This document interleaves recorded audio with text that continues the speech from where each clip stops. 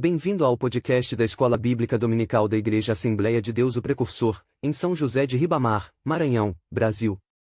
Hoje, vamos refletir sobre a lição 3, uma igreja fiel à pregação do Evangelho, texto áureo, e, quando Pedro viu isto, disse ao povo, varões israelitas, por que vos maravilhais disto?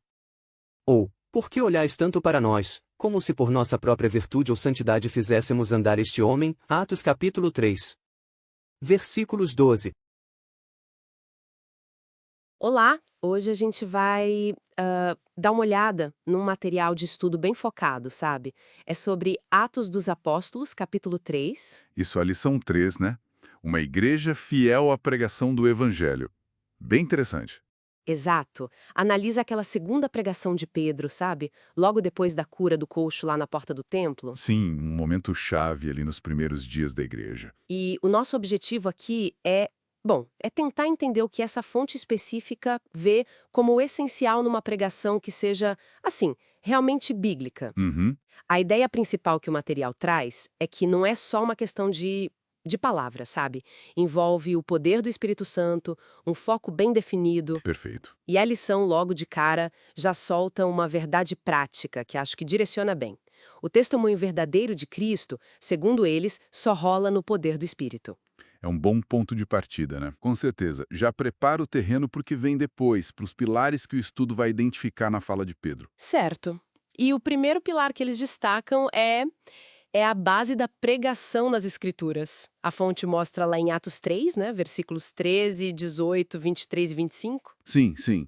Como Pedro amarra o que aconteceu, a cura e a mensagem dele diretamente a Deus, às profecias, é como se lhe dissesse, olha, isso aqui não é meu, está ligado ao plano de Deus que já foi revelado. E o legal na análise da fonte é justamente isso, como ela conecta a autoridade da mensagem à origem divina, né, que está lá nas Escrituras. Faz sentido. O material argumenta, assim, que as Escrituras são o meio pelo qual Deus se revela, dão testemunho de Jesus, eles até citam João 5,39, e confrontam o pecado. É nesse contexto que vem o chamado para o arrependimento lá em Atos 3,19. A fonte até entra no termo grego metanoel. Ah, sim, eles mencionam isso. Interpretando não como um simples foi mal, mas como uma mudança radical mesmo de mente, de rumo de vida, sabe? Um realinhamento com Deus. Para a fonte, essa base bíblica é que dá o peso, a legitimidade para o chamado. Entendi. Quer dizer, a autoridade não estaria na capacidade de falar bonito do pregador, mas na fidelidade à mensagem que Deus revelou? Exatamente. E isso já puxa o gancho para a segunda característica que a fonte explora, pregar no poder do Espírito. Tem aquele detalhe curioso em Atos 3,4 que a lição ressalta, né? Pedro fitando os olhos no homem. Isso o atenizou. Atenizou. O material interpreta isso como um sinal dessa capacitação divina naquele momento específico? Sim, e a fonte usa esse detalhe e também exemplos de Paulo em Atos 13 e 14 para dizer que aquilo não era só um discurso, era uma proclamação com energia divina, ungida, como eles falam.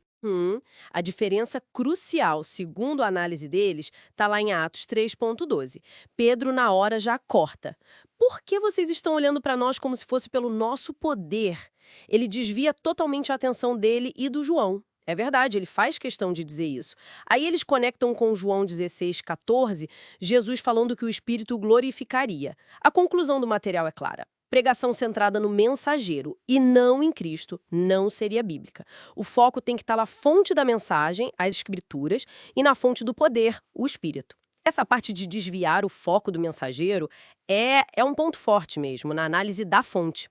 E o terceiro elemento que o material traz é a questão da esperança futura na mensagem. Sim, a lição lembra que Pedro está falando para uma galera que agiu por ignorância, como diz Atos 3,17. E que, sem essa perspectiva de futuro, viveriam sem esperança. Meio parecido com o que Paulo fala lá em Tessalonicenses, né? Exatamente. Aí a fonte analisa a promessa dos tempos de refrigério, de Atos 13,19. Ah, os tempos de refrigério. Isso. A interpretação que eles dão é que tem uma dupla dimensão. É uma bênção, um alívio que já começa agora, por meio de Cristo. Ok. mas também aponta para uma restauração maior, cósmica, definitiva lá na frente. Então, para eles, a pregação bíblica de verdade não só confronta e chama para a mudança, mas também oferece uma esperança real, sabe? Uma esperança para o futuro. Isso dá um chão para a fé. Ok, vamos tentar amarrar isso. Se a gente resume o argumento central da fonte, parece que a pregação fiel para eles não depende tanto da habilidade da pessoa, né? Mas de uma combinação de fatores divinos. Tem que estar firme nas escrituras, Fundamental, ser movida pelo poder do Espírito Santo. essencial e levar a uma mensagem que sim, confronta o agora, mas que também dá uma esperança concreta, futura, em Cristo. É quase um modelo de comunicação que vem de Deus. Precisamente. E a reflexão final que o próprio material sugere é justamente esse contraste, né? A figura de Pedro, um pescador, sem o treinamento formal dos letrados da época, como a lição enfatiza, mas entregando uma mensagem com uma profundidade teológica e um poder de transformar vidas impressionante. Isso volta direto para o que Pedro diz em Atos 3,12. Por que vocês ficam espantados com isso? Ou por que ficam olhando para nós como se fosse pelo nosso poder ou pela nossa piedade que fizemos este homem andar? Ele nega na hora qualquer mérito pessoal. Exato. Então, a provocação que fica, a partir da fonte, é essa. E o critério para uma comunicação que realmente impacta, para uma influência genuína, não é a capacidade ou virtude humana, mas sim a capacitação do espírito.